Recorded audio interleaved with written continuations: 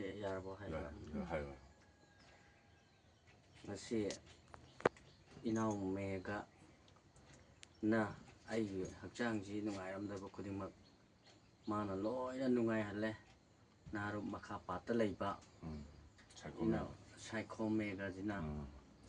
aibu kokta adagidi sayengda adai khongda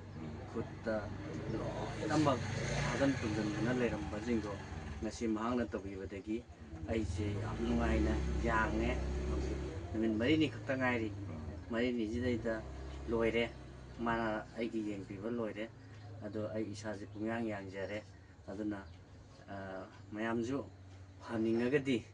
adum inau mega jida naru makha pachi daita laaga adum yengthokpa yani haibadi hakchang nungai bai bidi yam nungai bane thabak suningani nomningani chaningani thangingani tumningani masi punamakse narabadi amata yadabani tumba yadabani yarabo tumba ye tumba ai ngasi marini che khara tumba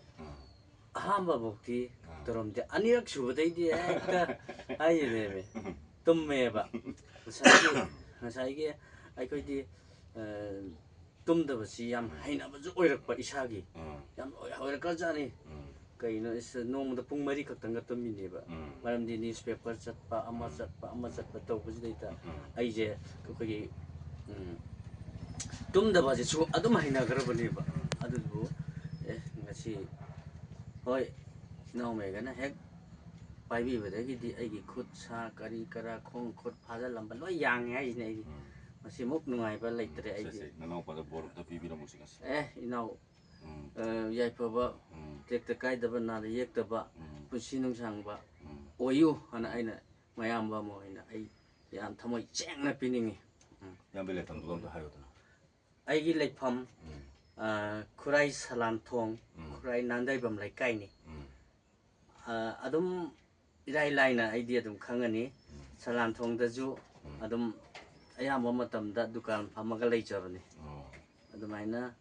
ai pagdom jage aigi leifamje hojik phare yambam aiju khangamde yambamna hairakpadagi aiju sida lakchabani adudaidagi ai phaning mandana lae adai laakani leite hojik phare yam wakhan yam yange yam nungaijare aduse nanau ba kilabda tinajese kin tinajeba siba kari isa ino na siba heart function ne